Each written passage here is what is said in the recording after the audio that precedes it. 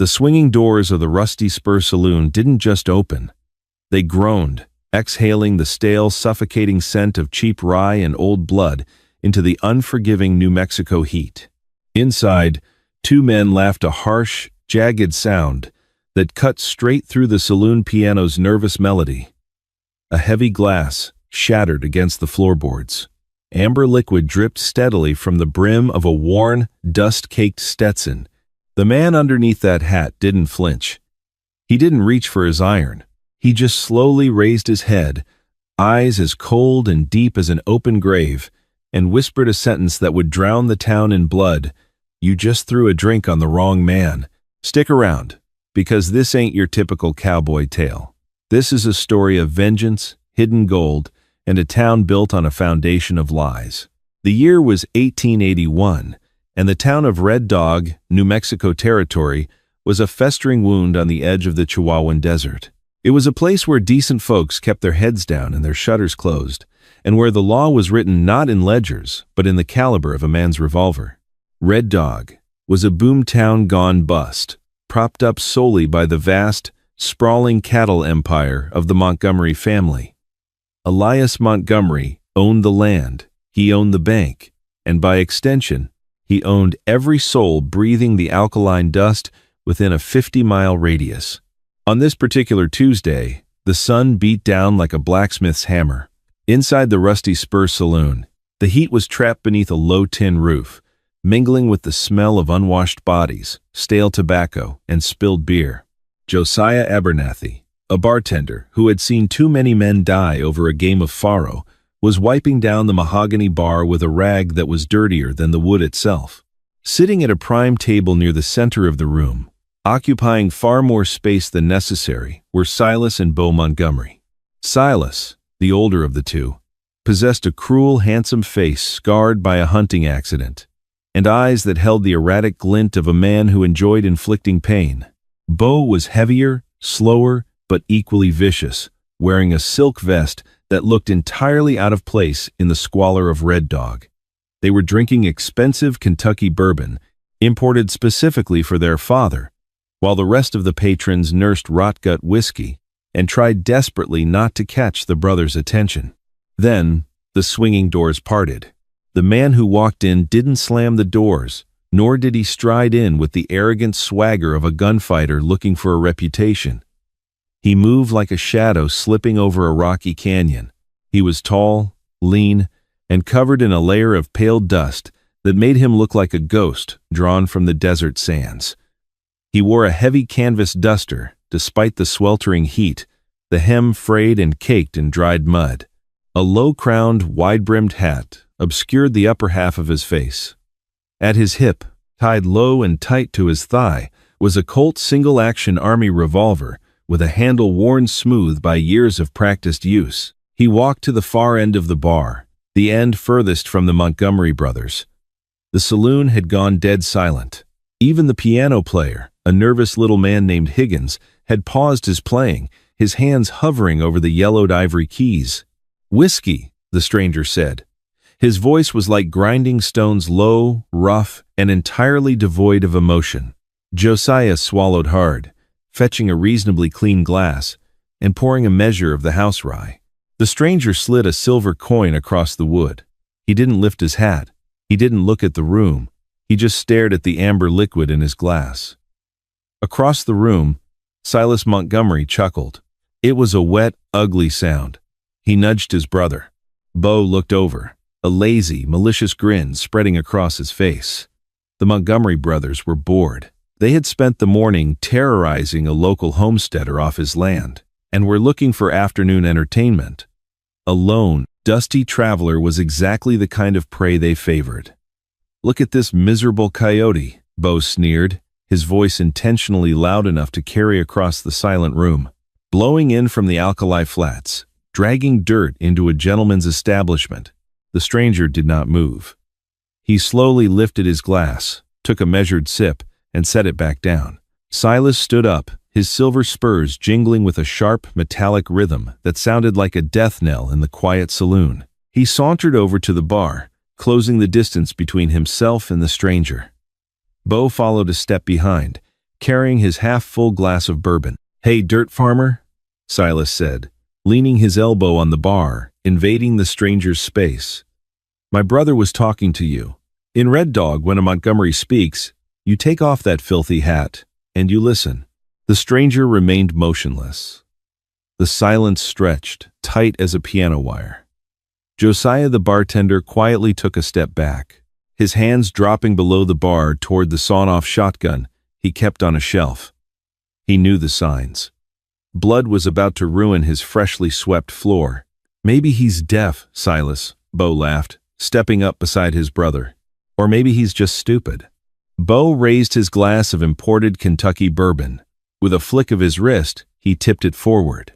The dark liquid cascaded down, splashing violently over the crown of the stranger's hat, soaking into the dusty felt, and running down the canvas shoulder of his duster. The sharp scent of high-grade alcohol bloomed in the air.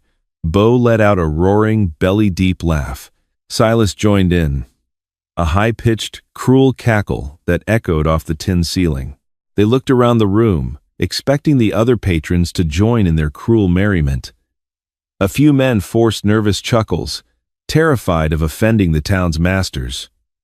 The stranger stood perfectly still.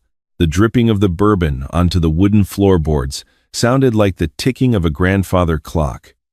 Slowly, agonizingly slowly, the stranger raised his head. The shadow of his hat brim shifted, revealing a face tanned to the texture of old leather. A jagged white scar ran from his left cheekbone down to his jaw, but it was his eyes that made Silas Montgomery's laughter catch in his throat. They were pale blue, devoid of fear, anger, or even annoyance.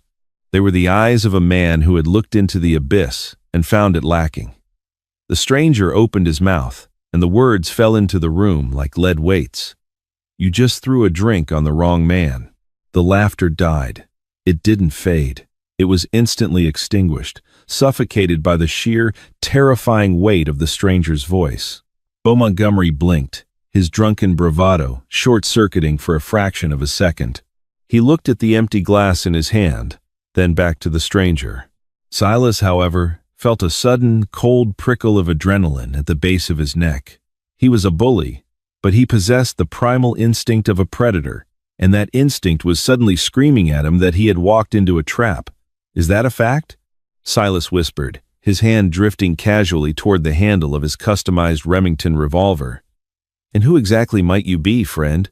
Because out here, the only wrong men are the ones who cross me and my brother. Names are for gravestones," the stranger replied evenly. He didn't shift his stance. Both hands remained resting casually on the edge of the bar, inches away from his own weapon. "Well, we can arrange to get you one," Bo sneered, recovering his nerve. He tossed the empty glass aside. It shattered against a spittoon, the sound unnervingly loud. "Draw your iron, dirt farmer. Let's see if you can shoot as well as you bleed." "Bo, wait," Silas cautioned, his eyes locked on the stranger's hands. There was something terribly wrong here. A normal man would have cowered. A foolish man would have drawn his gun in a rage the moment the drink hit his hat. This man was doing neither. He was waiting. "I didn't come here for a shootout," the stranger said, his voice dropping an octave, resonating with a terrifying calm. "I came here for a conversation, but seeing as you lack the manners for parley, it happened so fast that Josiah later swore the stranger vanished and reappeared. There was no dramatic squaring off. No cinematic hovering of hands over holsters. The stranger didn't go for his gun. Instead, his left hand shot out like a striking rattlesnake, grabbing Silas by the throat of his expensive shirt. With a brutal, twisting motion, he yanked Silas forward, smashing the cattle baron's son face first into the solid mahogany edge of the bar. The sickening crack of cartilage and bone echoed through the saloon. Silas crumpled to the floor, instantly unconscious, blood pouring from a ruined nose. Bo gasped, his brain struggling to process the sudden explosion of violence. He scrambled backward, his hand fumbling wildly for his holster. "You son of a..." Before Bo's gun could even clear leather, the stranger spun. His right hand was no longer empty. The Colt had materialized in his grip, the hammer already pulled back with a sharp mechanical clack. He didn't aim at Beau's chest or head. He aimed low. Bang! The deafening roar of the .45 caliber round in the confined space of the saloon was physically painful. Smoke billowed, stinging the eyes and choking the lungs. Beau Montgomery let out a high-pitched feminine shriek. He collapsed backward, clutching his right thigh. The bullet had entered exactly 2 inches above his knee, shattering the femur and severing the muscle, completely disabling his leg without hitting the femoral artery. It was an impossible shot, made in a fraction of a second, designed to cripple and inflict maximum pain without causing immediate death. The entire altercation had lasted less than 3 seconds. The saloon was plunged into absolute chaos. Men scrambled over tables, diving out of windows and shoving through the swinging doors to escape the crossfire. Josiah threw himself flat behind the bar, covering his head with his arms. Through the clearing gun smoke, the stranger stepped forward. He stood over the writhing, screaming form of Beau Montgomery. He casually kicked Beau's dropped revolver away across the floor. "My leg! Oh God, my leg!" Beau sobbed, thrashing in a growing pool of his own blood. The stranger knelt beside him, the barrel of his smoking Colt resting gently against Beau's forehead. The heat of the metal made the younger Montgomery freeze in terror, his screams reducing to panicked whimpers. "I told you," the stranger whispered, his voice cutting through the ringing in Beau's ears. "You threw a drink on the wrong man. I know who you are, Beau. I know who your brother is. And more importantly, I know what your father did in the Black Hills 5 years ago." Beau's eyes widened in sudden, horrifying realization. The pain in his leg was temporarily eclipsed by a ghost from the past he thought had been buried under tons of rock and dirt. "You," Beau stammered, spittle flying from his lips. "You can't be. He killed everyone in that camp." "He missed one," the stranger said softly. He reached into his duster and pulled out a small, heavily tarnished silver pocket watch. He dangled it in front of Beau's eyes. It was scorched, the glass face spiderwebbed with cracks. Beau recognized it instantly. It was the watch his father had taken from the leader of the Black Hills Mining Cooperative before burning their camp to the ground. "Now," the stranger said, standing up and towering over the broken man, "we are going to wait here. And you are going to pray that your father values his sons more than his secrets." The gunshot had acted like a dinner bell for the law. Outside, the dusty streets of Red Dog erupted into a frenzy of shouts and running boots. Inside the rusty spur, the silence had returned, heavy and suffocating. Josiah peeked his head over the edge of the bar. The stranger was sitting calmly in a chair he had pulled to the center of the room. He had dragged the unconscious Silas by the collar and dumped him next to his bleeding brother. The stranger was casually reloading the spent chamber of his Colt, sliding a fresh brass cartridge into the cylinder with a satisfying click. "You better run, mister," Josiah croaked, his voice trembling. "That's Elias Montgomery's blood on the floor. When Sheriff Harrison gets here, he ain't gonna ask questions. He's on Elias's payroll." "I know," the stranger replied, snapping the loading gate shut. "That's precisely why I'm sitting here, Josiah." Josiah blinked, surprised the man knew his name. Before he could ask, the swinging doors were violently kicked open. Sheriff Caleb Harrison stormed into the saloon, a double-barreled shotgun leveled at the stranger's chest. Behind him crowded 3 deputies, their revolvers drawn and shaking. Harrison was a thick-built man with a graying mustache and the weary, cynical eyes of a man who had sold his soul piecemeal over 20 years. He looked at the carnage on the floor, Silas out cold in a pool of blood, Beau whimpering and clutching a shattered leg. "Drop the iron, stranger," Harrison roared, his finger tightening on the shotgun's triggers. "You're a dead man walking. You drop it right now, or I'll cut you in half." The stranger didn't raise his gun. He simply looked at the sheriff, his cold blue eyes locking onto the lawman's nervous gaze. "Sheriff Harrison," the stranger said calmly, "you're holding a greener 10 gauge. If you fire that at this distance, the spread will undoubtedly kill me. It will also take off the top of Silas Montgomery's head and likely bleed Bo out before the smoke clears.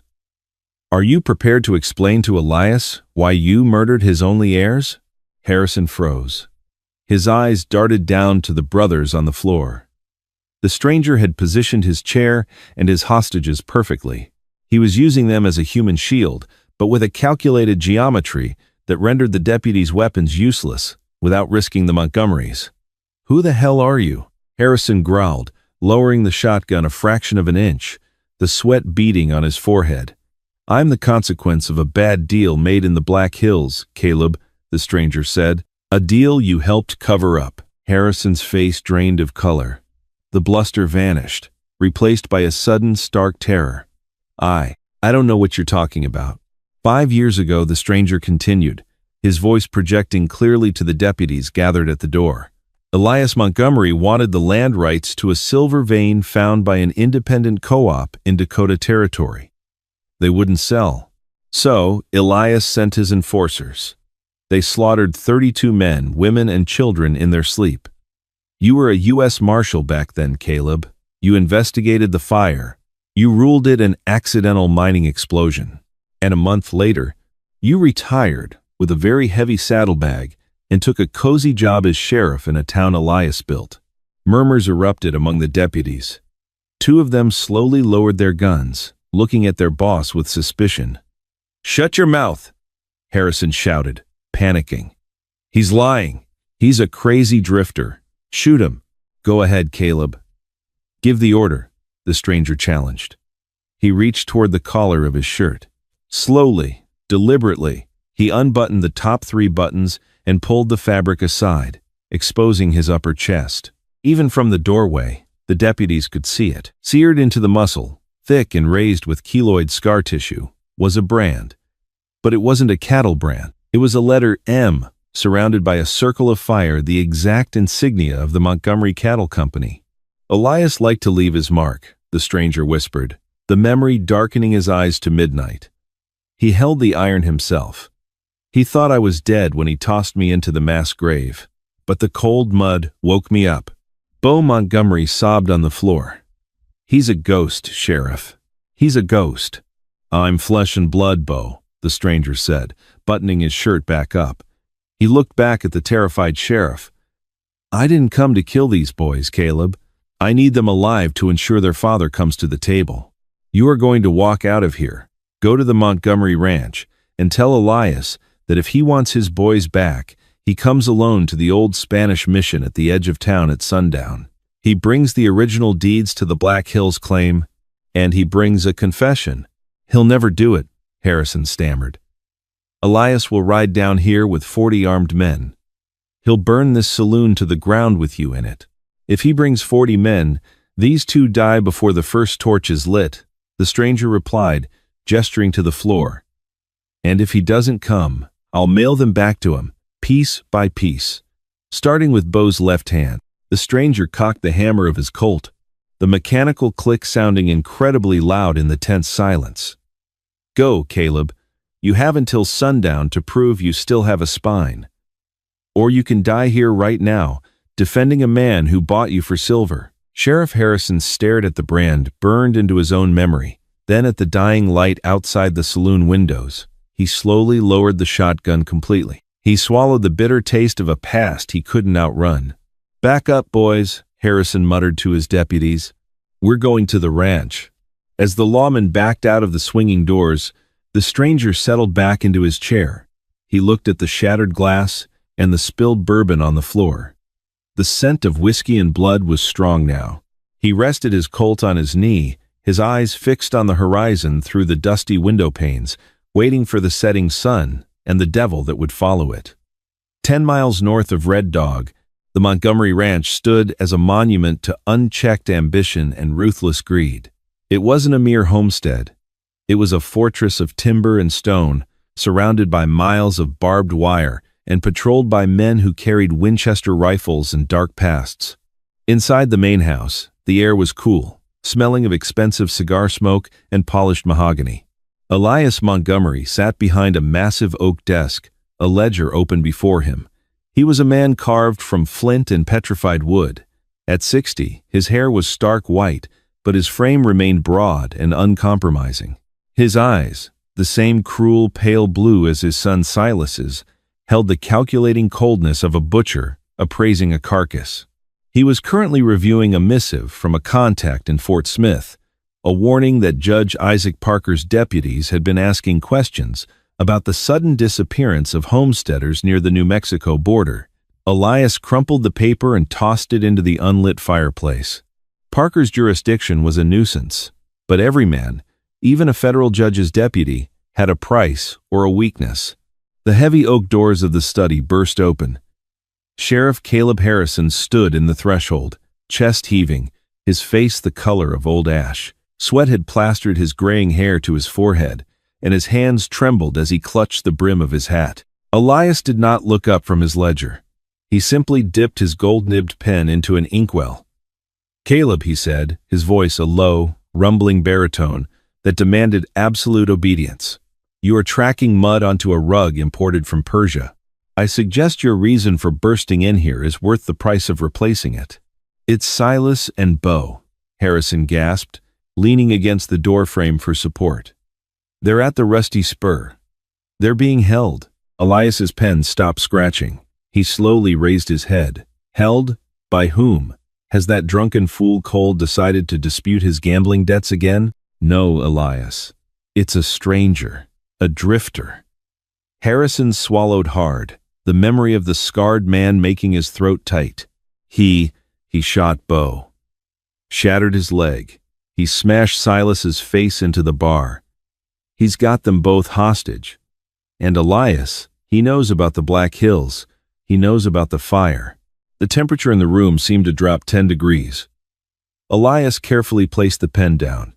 He leaned back in his leather chair, steepling his thick, calloused fingers. "The Black Hills," he repeated softly. "A ghost story." "He ain't a ghost, Elias. He showed me his chest.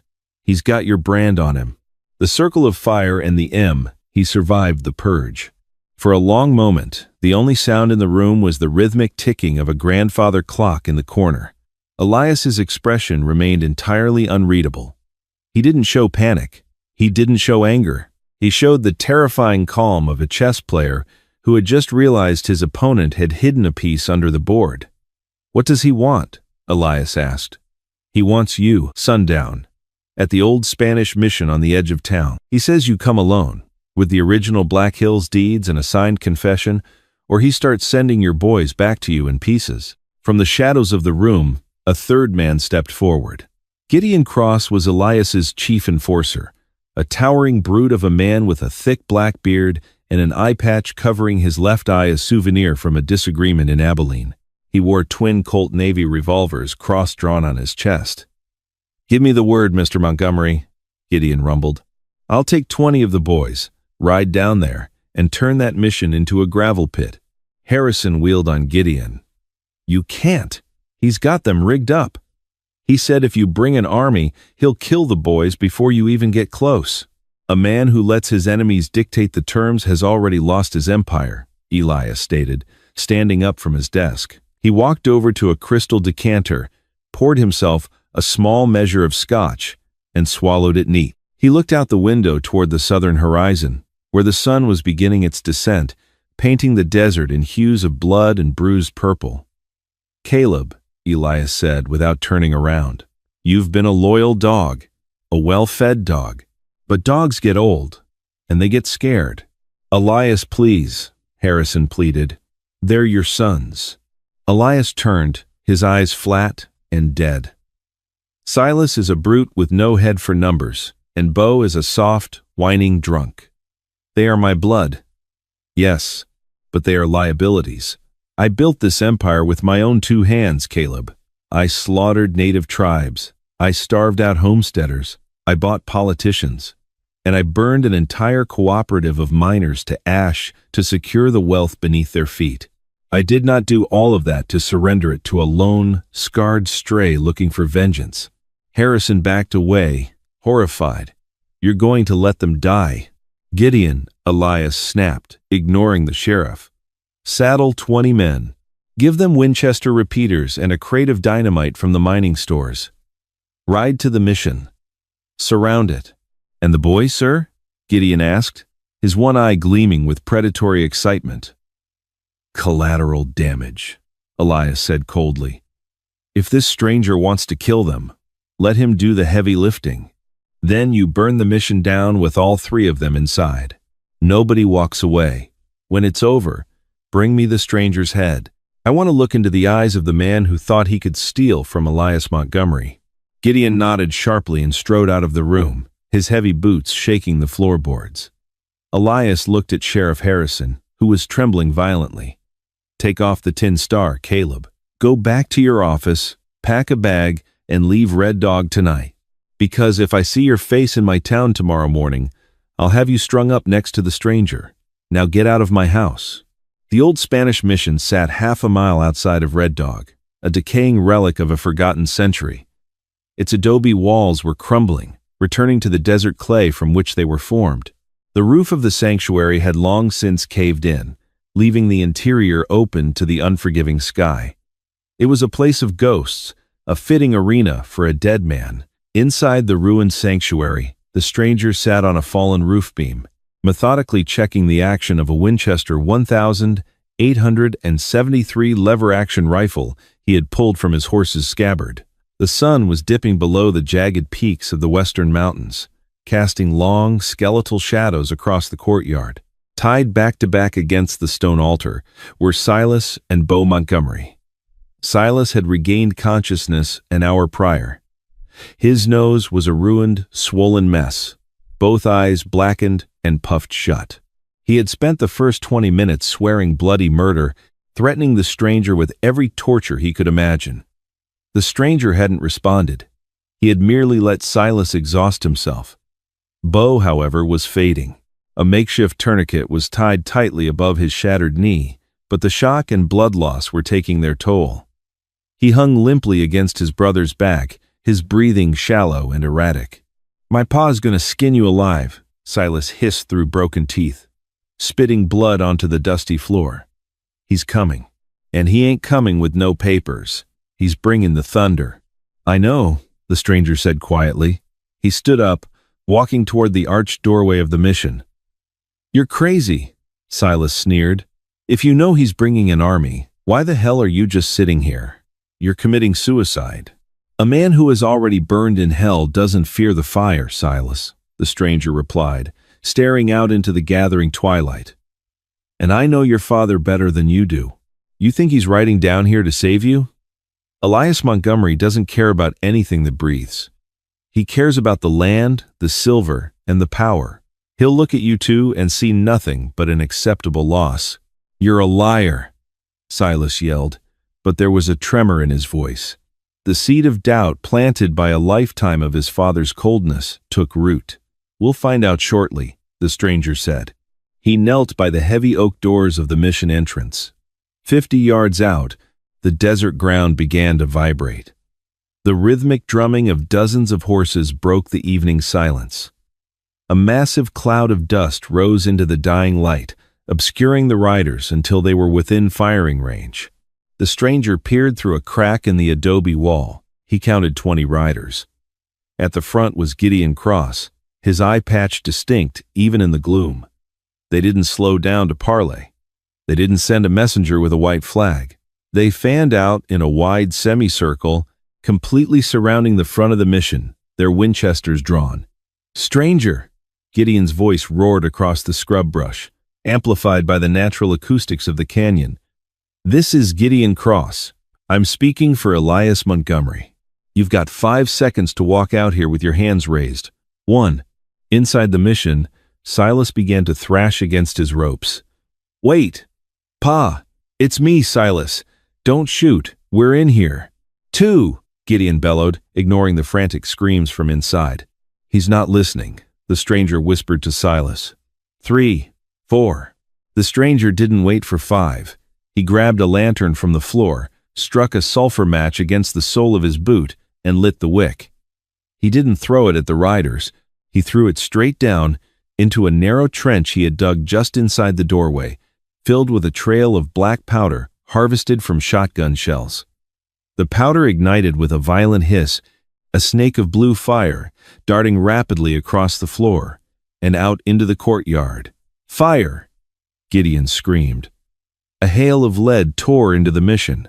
Bullets chipped away chunks of adobe, raining dust and debris over the stranger and the Tide brothers. Bo screamed as a stray bullet grazed his shoulder, but the rider's fusillade was cut short. The stranger hadn't just been waiting, he had been preparing. During the hours he had spent waiting for sundown, he had found the old mission's dry well in the center of the courtyard. He had rigged it with a bundle of dynamite he'd liberated from a mining supply wagon 3 towns back. The trail of fire hit the bundle, just as Gideon's men spurred their horses closer to rush the doors. The explosion tore the earth open. It wasn't a crack. It was a deafening, chest-crushing roar that shattered the twilight. A geyser of fire, rock, and ancient brick erupted from the center of the courtyard. The shockwave flipped horses like children's toys, sending riders flying into the air with broken limbs and ruptured eardrums. The front wall of the mission's courtyard collapsed outward in a tidal wave of crushing debris. Screams of terror and agony replaced the gunfire. Thick, choking smoke plunged the battlefield into near-total darkness. The stranger moved immediately. He tied a bandana over his nose and mouth and stepped out into the swirling chaos. He didn't run. He stalked. He was a creature born of fire and smoke, perfectly at home in the ruin. He raised the Winchester. Through the haze, he saw a rider struggling to pin his panicked horse. Crack! The man fell back, dead before he hit the dirt. Another enforcer stumbled blindly through the dust, firing a revolver wildly into the air. The stranger drew his Colt, fanned the hammer twice, and dropped him. Panic consumed Gideon's men. They were bushwhackers, used to bullying unarmed farmers and ambushing stagecoaches. They were not prepared for a tactical nightmare, orchestrated by a single, terrifying specter. They couldn't see him, but they could hear the relentless, methodical crack-shuck-crack of his repeater cutting them down one by one. "Fall back! Fall back to the ridge!" Gideon roared, his horse having miraculously survived the blast. He fired his twin Navy Colts into the smoke, hitting nothing but shadows. Out of the 20 men who rode to the mission, only 6 managed to spur their terrified horses away from the slaughter, galloping blindly back toward the ranch. The dust slowly began to settle. The courtyard was a graveyard of broken stone and bleeding men. The stranger walked methodically among the fallen, kicking weapons away, his eyes scanning for one man in particular. He found him pinned beneath a massive chunk of adobe wall. Gideon Cross was coughing blood, his one good eye wide with shock. His legs were trapped, crushed beneath hundreds of pounds of stone. The stranger stood over him, the barrel of his Winchester pointing at Gideon's chest. "You," Gideon gasped, blood bubbling at the corner of his lips. "You ain't human." "I am exactly what Elias Montgomery made me," the stranger said. He knelt, not to execute the man, but to drag him by his collar, hauling him out from under the rubble with terrifying strength. He needed Gideon alive. He needed a message delivered, not to Elias, but to the town. Inside the mission, Silas Montgomery was sobbing. He had watched the entire massacre through the ruined doorway. He had seen his father's men open fire on the building, knowing he was inside. The stranger walked back in, dragging the half-conscious Gideon behind him. He looked at Silas, who was trembling violently, his arrogance entirely evaporated. "Do you understand now, Silas?" the stranger asked, his voice echoing in the ruined sanctuary. "To your father, you are nothing but meat." Night had fully fallen over Red Dog, but the town was not asleep. The explosion at the mission had rattled the tin cups on the saloon tables and shattered windows on Main Street. The residents had locked their doors, shuttered their windows, and huddled in the dark, praying the violence would not spill into their homes. Josiah, the bartender, sat behind the barricaded doors of the Rusty Spur, a shotgun resting across his knees. Beside him sat Doc Hollister, a perpetually tired man who patched up the town's knife wounds and gunshots. "Sounded like cannon fire," Doc muttered, taking a swig from a flask. "Elias finally brought in the army to deal with that lunatic." "I don't know, Doc," Josiah whispered. I looked into that stranger's eyes. I don't think Elias sent enough men. Suddenly, the silence outside was broken by the sound of dragging boots and a heavy thud against the wooden boardwalk just outside the saloon. "Josiah," a voice called out. It was rough, like grinding stones, carrying easily through the wooden planks. "Open the doors." Josiah exchanged a terrified glance with Doc Hollister. Reluctantly, he stood, unbarred the heavy wooden beams, and pushed the swinging doors open.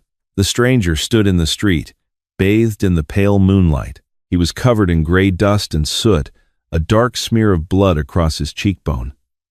At his feet lay Gideon Cross, Elias Montgomery's most feared enforcer, groaning in agony, his clothes torn, completely unarmed and broken. Doors across the street began to creak open an inch at a time. The townspeople, drawn by morbid curiosity and desperate hope, peered out into the night. "Bring him inside, Doc," the stranger commanded. "Patch him up enough so he can speak. I don't want him dying just yet." Doc Hollister, recognizing the immense power shift happening before his eyes, hurried out and helped drag Gideon into the saloon. The stranger turned to face the street. He didn't shout, but his voice projected clearly in the dead silence of the frightened town. "People of Red Dog," he called out, "for 5 years you have lived under the boot of a tyrant. Elias Montgomery has stolen your water rights, forced you off your claims, and bled your businesses dry. You pay him protection money to protect you from his own men. You cower in your homes while his sons tear up your streets." He pointed a scarred finger down at Gideon. "This is the monster that has terrorized your families. Look at him now. He bleeds like any other animal." A man stepped out from the shadows of the general store. It was Miller, the blacksmith, a man whose brother had been hanged by Gideon's men 2 years prior over a disputed land deed. Miller was holding a heavy ball-peen hammer. "You killed them all at the mission?" Miller asked, his voice shaking with a mixture of fear and awe. "I killed the ones who came to burn me out," the stranger replied. "And Elias Montgomery sent them knowing his own sons were inside. He doesn't care about blood. He cares about control." A murmur rippled through the unseen crowd. The idea that Elias would sacrifice his own boys was a horrifying revelation, one that shattered the myth of the untouchable cattle baron. "Why are you doing this?" A woman's voice called out. It was Ruth, the town schoolteacher, leaning out of a second-story window. "Are you a lawman?" "The law in this territory is bought and paid for," the stranger said, thinking of Sheriff Harrison fleeing into the night. "I'm a ghost from the Black Hills. Elias Montgomery stole a fortune in silver from my people, and he slaughtered 32 innocents to bury the secret. That gold and silver built this town. It built his ranch. It built the bullets in his men's guns." He stepped up onto the boardwalk, looking intently at the faces slowly emerging from the dark. "I am going to the Montgomery Ranch," the stranger declared. "I am going to tear it down to the foundation. I am going to take back the Black Hills deeds, and I am going to put Elias in the ground. But I cannot breach those walls alone. He still has 40 men dug in behind stone and barbed wire." He paused, letting the weight of his words settle over them. "You can stay in your homes. You can hide under your beds and hope whoever wins tomorrow leaves you enough scraps to survive. Or you can grab your rifles, your shotguns, your axes. You can march with me. Not for me, for yourselves, for the land he stole from you, for the brothers and fathers he buried in unmarked graves." Silence hung heavy over Red Dog. It was the silence of a beaten dog, deciding whether to bite the hand that chokes it. Josiah stepped out of the saloon, carrying a rusty Henry rifle. He racked the lever, the metallic clatter piercing the quiet. "I poured drinks for those bastards for 5 years, and smiled while they spat on my floor. I'm done smiling." Miller the blacksmith stepped forward, dropping his hammer and pulling a heavy Sharps buffalo rifle from behind his back. From the boarding house, 3 more men emerged, carrying revolvers and double-barreled shotguns. Then 2 more from the livery stable. The fear was still there, etched deeply into their faces, but it was being rapidly eclipsed by decades of repressed, boiling rage. The stranger watched as the town of Red Dog, a place broken by fear and greed, finally found its spine. It was a ragtag militia of farmers, merchants, and laborers, armed with antiquated weapons and zero tactical training. They were going up against heavily armed, hardened killers. It was exactly the distraction he needed. "We move before dawn," the stranger said, his pale blue eyes reflecting the moonlight. "Tonight, the wolf sleeps in his manor. Tomorrow, we burn the woods down." The Chihuahuan Desert before dawn is a place of absolute, suffocating silence. The heat of the day vanishes, replaced by a biting cold that settles deep into the marrow. Through this frigid darkness, the militia of Red Dog marched. There were 34 of them. They were not soldiers. They were men whose hands were calloused from gripping plow handles and blacksmith hammers, not the oiled stocks of repeating rifles. Josiah Abernathy led a group on the left flank, his shotgun heavy in his arms. Miller, the blacksmith, walked point, the massive Sharps buffalo rifle resting on his broad shoulder. They moved awkwardly, boots crunching too loudly on the scrub brush, their breathing ragged with adrenaline and fear. Walking ahead of them all, gliding over the desert floor without a sound, was the stranger. He had instructed them to approach the Montgomery Manor, not from the main road, but through a winding, dry arroyo that cut into the eastern edge of Elias's property. It was a perilous route, choked with deadwood and rattlesnakes, but it offered cover from the watchtowers Elias had built to survey his empire. As they walked, the stranger's mind was a theater of ghosts. The scent of sagebrush and cold dust brought him back to the Black Hills of 1876. He remembered the cooperative 32 hopeful souls who had pooled their meager savings to work a claim near Deadwood. They had struck a vein of silver so pure it looked like frozen moonlight. And then came the Homestake Syndicate, backed by Eastern money and enforced by men without consciences. Elias Montgomery had been a land agent back then, a proxy for the syndicate, tasked with acquiring claims by any means necessary. When the cooperative refused to sell, Elias didn't negotiate. He brought fire in the dead of night. The stranger touched the edge of the brand seared into his chest. He was the only one who had crawled out of the ashes, sustained solely by a diet of hate and the patient, agonizing wait for the right moment. "Stranger," Miller whispered, his voice trembling slightly, breaking the quiet. "We're about a half-mile out. The arroyo ends soon.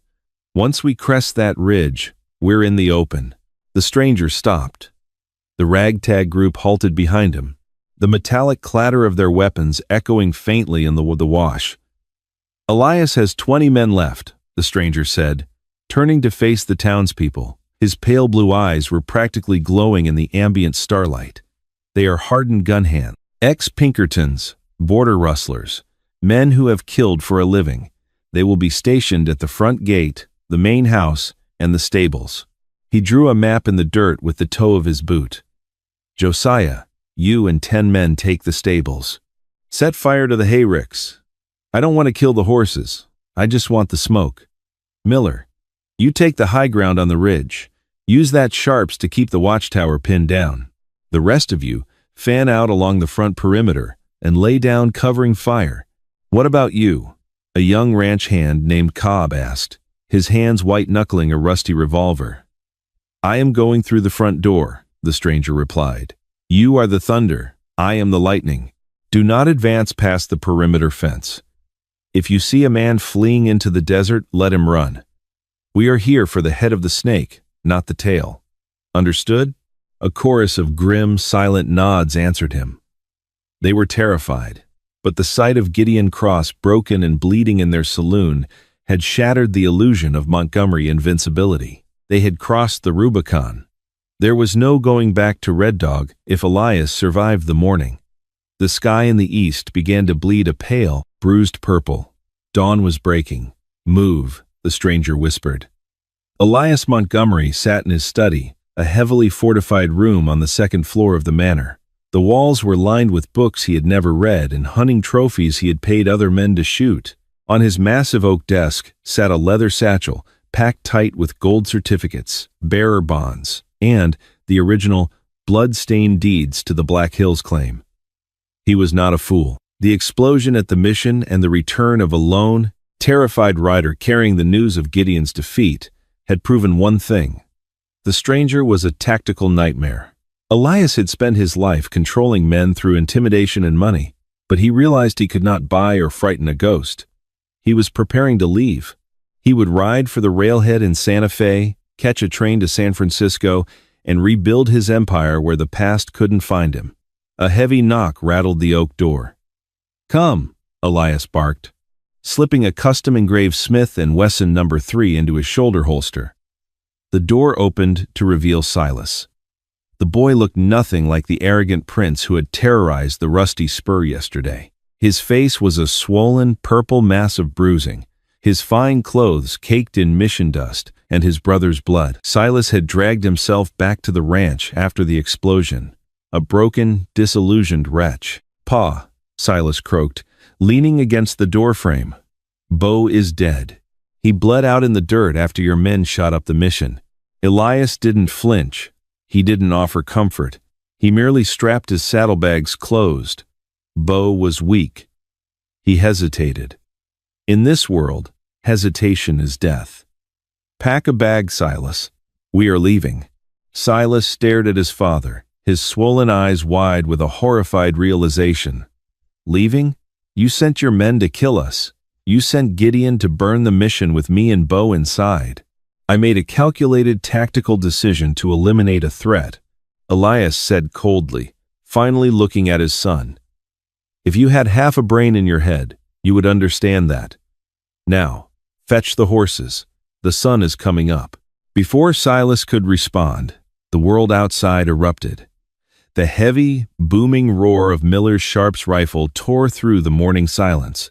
A second later, the sound of shattered glass and a dying scream echoed from the southern watchtower.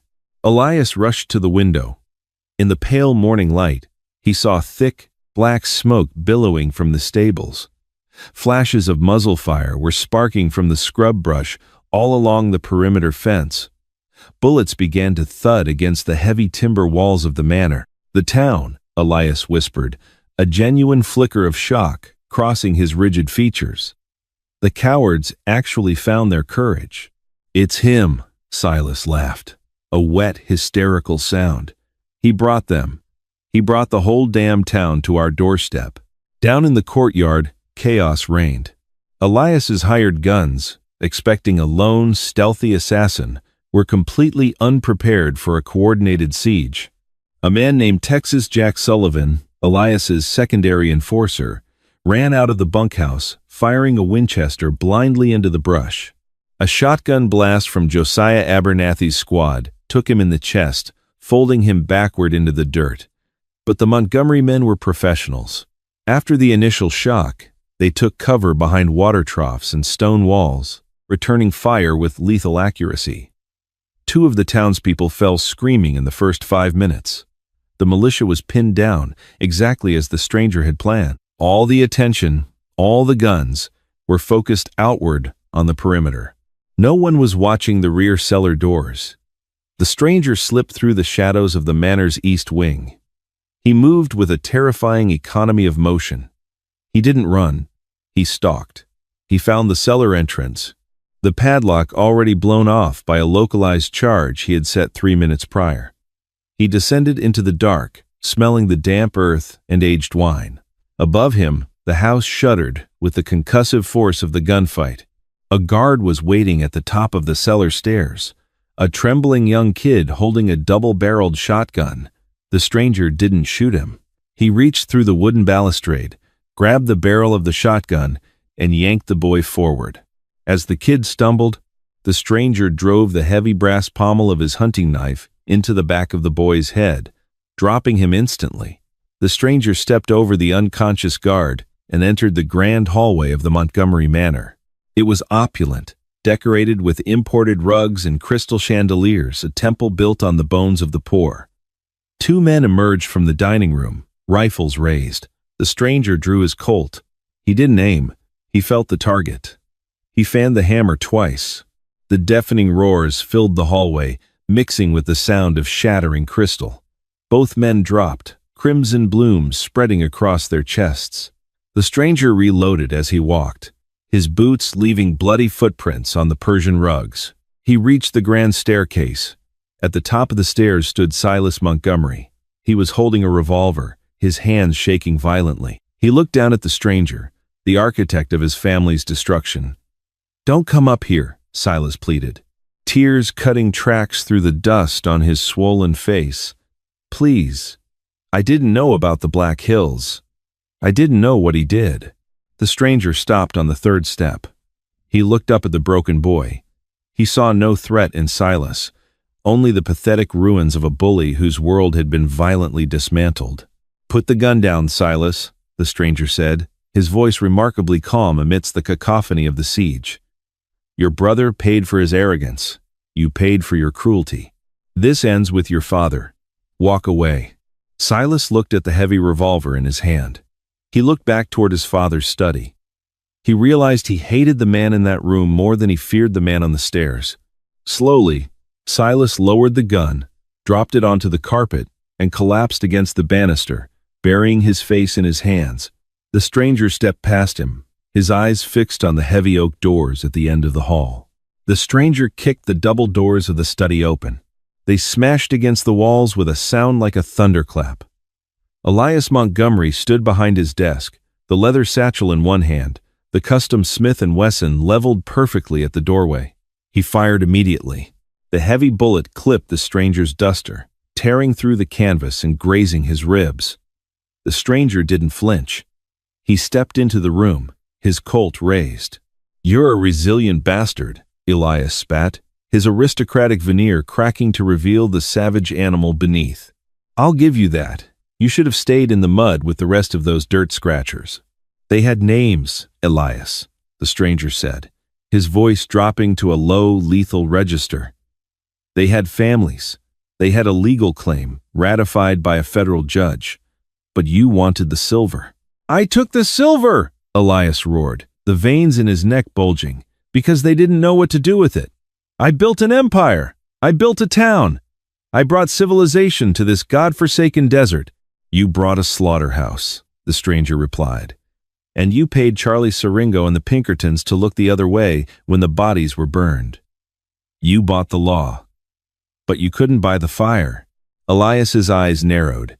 The mention of Siringo, a closely guarded secret, rattled him. He tightened his grip on his revolver. "I don't know who you are, stranger, but you bleed like any other man.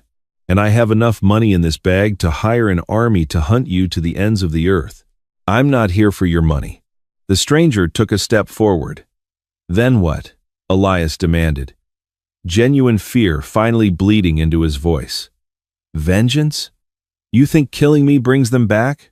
You think the town out there gives a damn about your ghosts?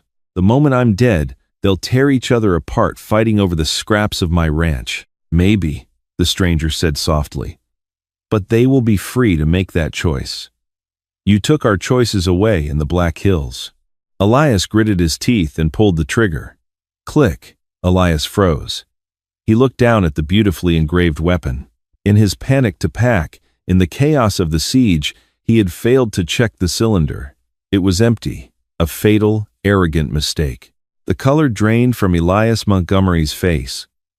The master of Red Dog, the untouchable Baron, was suddenly reduced to a terrified old man holding an empty piece of metal. The stranger stood 10 feet away. He slowly lowered his Colt. He reached to his belt and drew his heavy hunting knife. He tossed it across the room. It clattered to a stop at Elias's boots.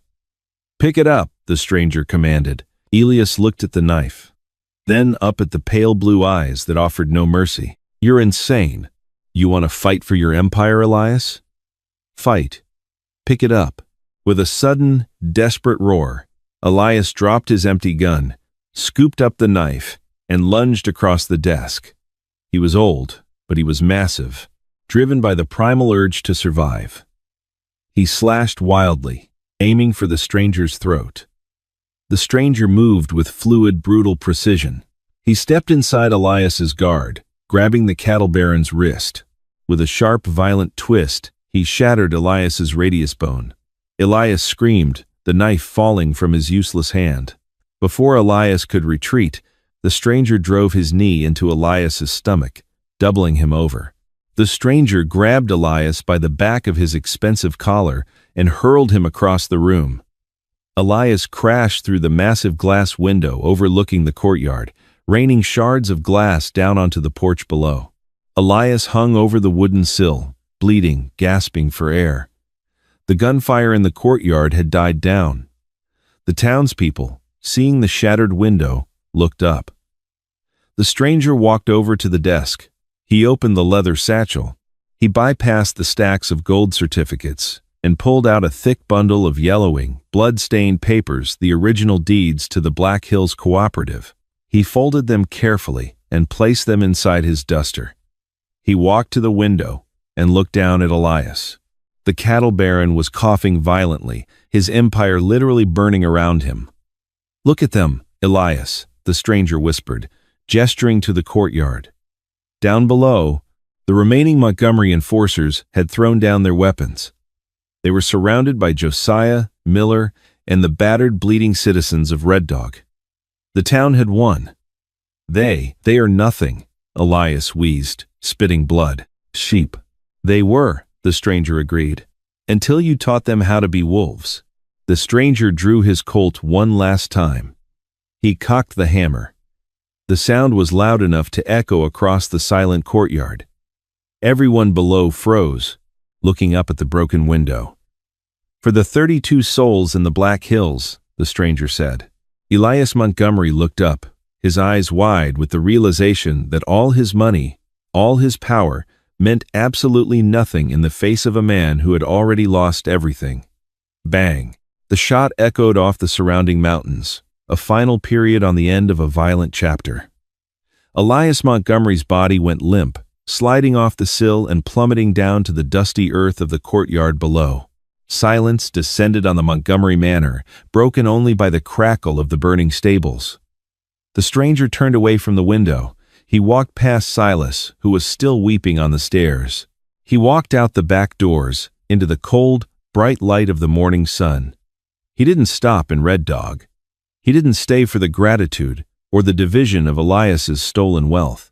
He mounted his horse, a nameless man returning to the nameless desert. The town of Red Dog would have to forge its own destiny now, built not on the blood of a tyrant, but on the courage they had found in the smoke. The wrong man had been crossed, the debt had been paid, and the ghost of the Black Hills rode away, leaving nothing but legends and ash in his wake. The dust of Red Dog has long since settled, and the ruins of the Montgomery Manor have been swallowed by the relentless desert. But the legend of the nameless stranger remains a stark reminder that power built on cruelty is a house of cards, waiting for a single gust of wind.